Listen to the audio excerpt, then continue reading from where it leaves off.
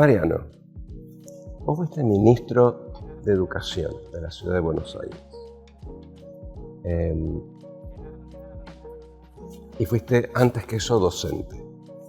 Yo tengo una serie de preguntas relacionadas con ese nuevo doble rol, ¿sí? Por ejemplo, alguna vez creo que te escuché decir a vos que, o comentar o podía criticar a alguien que hablaba de la educación sin haber pasado por las aulas, que no se puede hablar de la educación básica, primario, secundario, sin haber pasado por el aula, ¿sí? Por otro lado, hay gente que dice la educación es demasiado importante como para dejársela a los educadores.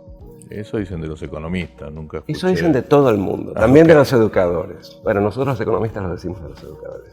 Pero el punto es, ¿qué tanto hay de necesidad de haber estado trabajando en la educación para hablar de educación, como vos ahora, que sos un teórico, un intelectual de la educación, docente de la educación? No, o sea, todo el mundo puede hablar de lo que quiere y además lo puede hacer muy bien. Sí creo que haber pasado por yo fui maestro de primaria muchos años, en fin, antes de dedicarme a la vida académica, eso a mí me da una perspectiva, me conforma una identidad propia, por un lado. Y por otro lado, me da una perspectiva que me parece que le aporta complejidad respecto de alguien que no haya pasado por esa experiencia. Eso no quiere decir que, bueno, tenemos ministros de educación a nivel latinoamericano, mundial, que nunca pasaron por un aula y fueron buenos ministros de educación. Por ejemplo, Jaime Saavedra en el Perú. Pero me parece que aporta complejidad. Alguien podría decir también, y tal vez tenga razón, que el haber acumulado esa experiencia también te saca perspectiva general, porque sos un actor dentro de ese tablero. Eso es posible. Ahí en el aprendizaje en el campo hay una división a hacer. Siempre me llamó la atención que uno habla de educación, pero hay muchas educaciones. Porque en primera infancia hay cosas muy específicas que incluso pasan por la salud, por cuestiones necesariamente pedagógicas. El primario tiene una carga pedagógica muy particular, el secundario es un poco sui generis en Argentina, con esos profesores taxi, flotantes. Y después están los universitarios. Por ejemplo, nosotros somos profesores universitarios. Sí. Yo podría hablar de política educativa universitaria con cierto conocimiento, pero podría hablar de política educativa en el primario. O sea, esa mezcla que para mí no es natural hablar del primario porque no me dediqué a eso, no se ve a la inversa, ¿no? Es como que da la sensación de que el educador habla casi todo el tiempo desde el primario, desde la experiencia del primario, de la pedagogía más básica. ¿Tenés esa sensación? En la Argentina particularmente, porque como la escuela primaria pública argentina fue tan exitosa, marcó un parámetro de referencia. Entonces, incluso nosotros solemos decir, en vez de los docentes, los maestros. Exacto. Y no los profesores, que son del secundario. Cuando gran parte del problema hoy está en la secundaria. Absolutamente. De todas maneras, en la Argentina ya hay una identificación de que buena parte del problema está en el secundario y ya hay un diagnóstico claro de que eso amerita una solución particular. ¿Pero hay especialistas en secundario? Hay menos. Lo que pasa es que pasa un poco como en la economía. O sea, primero está la macro de educación, que somos los diletantes que hablamos de todo un poco, o sea, que somos los que nos especializamos en el sistema educativo, en la política educativa en general. Y después hay especialistas que se ocupan de cuestiones específicas de la política pública para cada nivel. Y por último están los que se dedican a cosas útiles, que son los que se dedican a la didáctica y a la pedagogía, o sea, los que realmente investigan o acompañan a los docentes en el proceso de enseñanza, que finalmente es el punto en donde todo falla o todo no falla. Si los chicos aprenden o los chicos no aprenden. Yo, por ejemplo, nunca me dediqué a la didáctica, es un campo que a mí nunca me interesó. Siempre fui un maestro, un profesor totalmente artesanal, un profesor del siglo XVII, trato de ser el mejor profesor del siglo XVII posible.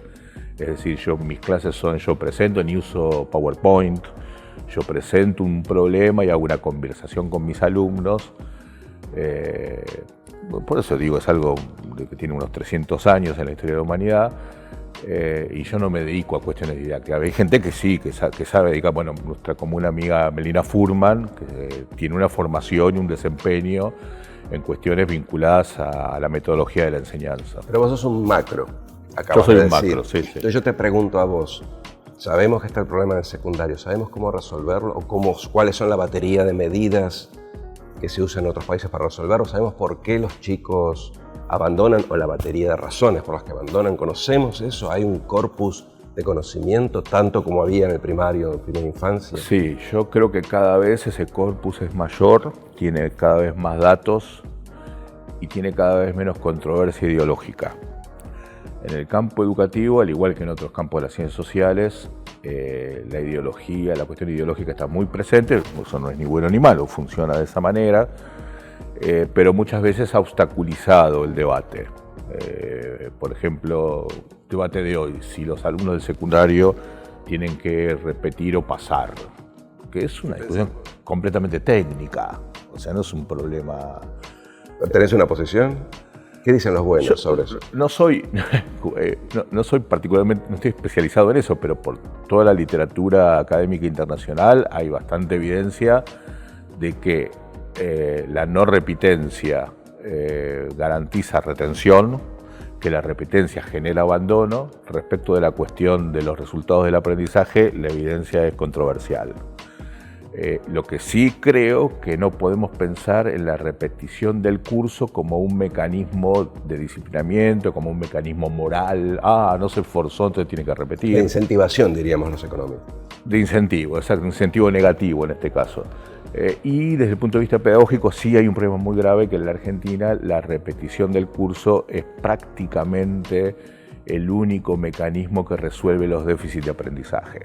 Es decir, si no aprendiste, volví a hacer lo mismo todo de nuevo. Que era un concepto razonable hacia 1930, que es cuando el sistema educativo, el nivel secundario de la Argentina tomó su forma actual, pero que hoy ya no tiene mucho sentido. De hecho, un chico tiene 3, 4 previas y tiene que hacer las otras 8, 12 materias, todas de vuelta, lo cual es un sinsentido completo, ¿no? O sea, ponerse el esfuerzo al lado del alumno, digamos, en vez de ponerlo del lado del sistema. Bueno, eso es un punto muy importante. Esa idea de repitencia tiene la idea de un docente infalible que jamás puede enseñar mal, que jamás se puede equivocar.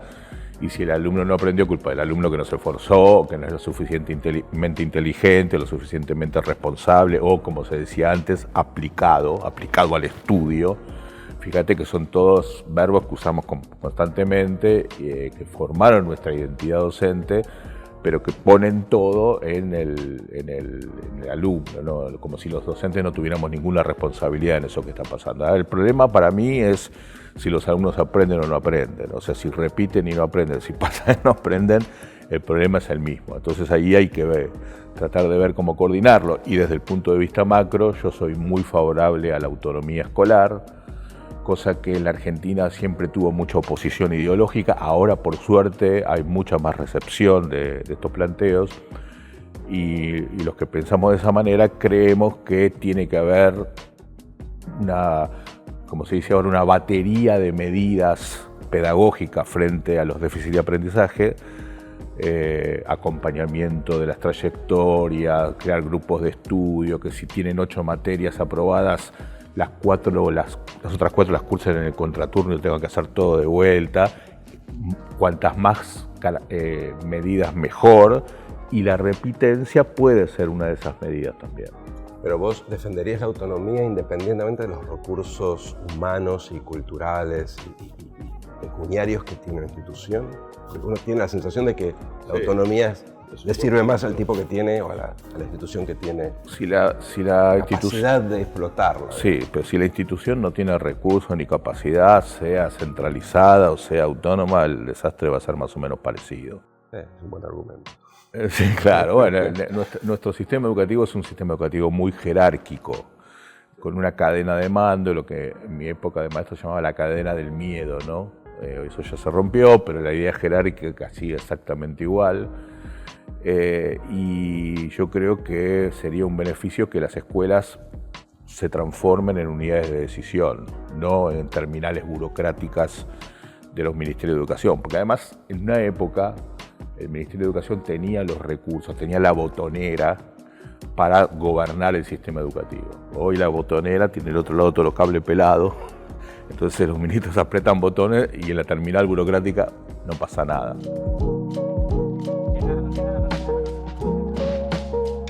Tengo las últimas dos. Una es muy puntual.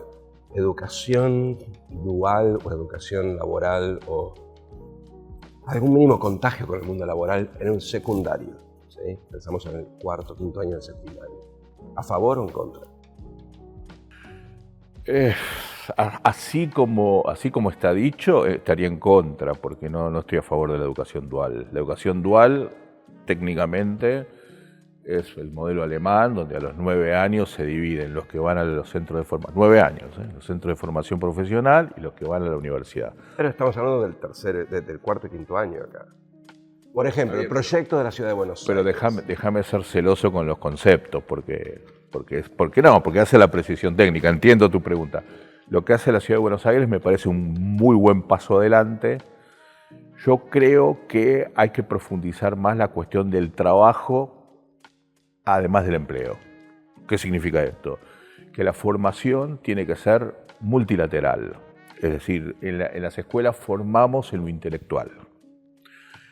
Un poquito en lo físico y nada en lo que tenga que ver con el trabajo. No solamente con el trabajo intelectual, ni siquiera con el trabajo manual. Algo de todo eso me parece que tiene que ser recuperado. Y yo estoy de acuerdo con combinar educación con empleo. Estoy de acuerdo con eso. Creo que la solución de la Ciudad de Buenos Aires es una buena solución. A ver, déjame poner un poquito más de contexto. Yo creo que estamos en una situación de colapso educativo. Por lo tanto, ministros de educación como el de Entre Ríos, la de la Ciudad de Buenos Aires, el de Córdoba, el de Mendoza, hacen cosas que por ello no estoy tan de acuerdo, pero digo, bueno, por lo menos alguien está empujando el carro. Sí, o sea, absolutamente. Okay. Cuando la intención es buena, por supuesto, ¿no? Segunda pregunta. ¿Qué puede hacer? Imagínate que te lo ofrecen. ¿Qué puede hacer un ministro de Educación Nacional con una educación básica, ¿sí? Con una educación tan descentralizada como lo está desde hace 30 años, casi 30 años? Sí, bueno, más todavía, ¿no? Mira, en principio la provincialización de la educación está en la Constitución Nacional, artículo 5 de 1853, o sea que eso no es un tema de la dictadura, de Menem, eso quedó así en la Constitución. Está bien, pero ahora por eso digo, fondos. Por eso digo, eso es así, no se puede cambiar, ¿no? Porque una opción sería vamos a nacionalizar. No se puede nacionalizar. Eso es como modificar la copa. Con plata, con plata, el Ministerio Nacional podría hacer lo mismo que hacen los organismos financieros internacionales. O sea, podría cambiar recursos por reformas.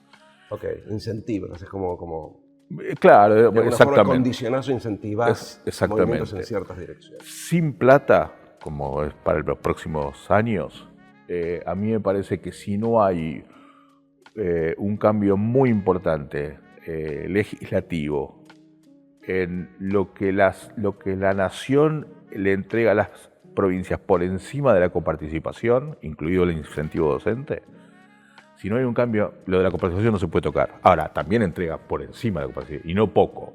Y en educación, bastante. ¿Y al incentivo docente podés darle el contenido que vos quieras?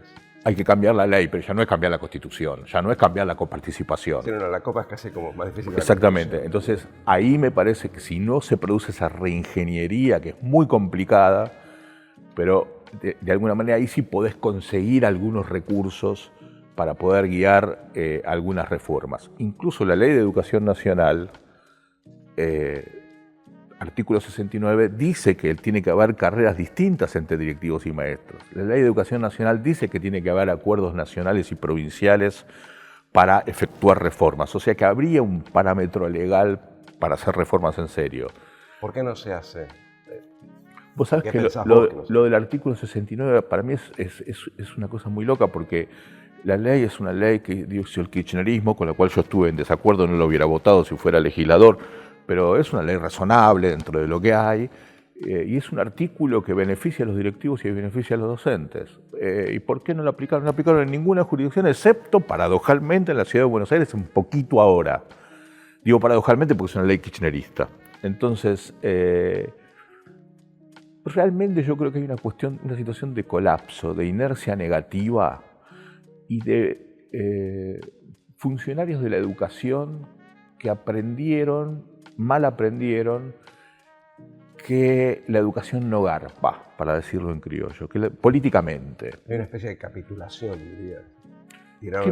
En mi ambición como funcionario, en mi sana ambición como funcionario, apostar a la educación me puede implicar algunos conflictos que no estoy dispuesto a asumir. Entonces no hago nada, entonces hago la plancha. Esto se ha empezado a revertir, yo creo que hay algunos datos positivos de los últimos tiempos, muy poco, pero se ha empezado a revertir, porque de alguna manera los indicadores ya empiezan a ser dramáticos y hay una cierta presión social de los medios, sobre todo a partir de la pandemia. Los padres de a poco se empiezan a preocupar. Entonces yo creo que ahí hay algún tipo de posibilidad, pero realmente la política no apuesta por la educación. El sistema político argentino no apuesta por la educación. Uno puede encontrar personas o pequeños grupos dentro de todos los partidos, pero no alcanza. No hay masa crítica de la política para dedicarse a eso. Y a mí me parece que eso realmente es una renuncia, para ponerlo en una capitulación, que la verdad que es inaceptable. Digo, desde el punto de vista de la responsabilidad de la política. No ponerse de acuerdo en algunas cuestiones básicas, incluso cerrando la grieta en algunos lugares en los que se podría cerrar, no en todos, y avanzar en descolapsar la situación de la educación en la Argentina. Muchas gracias.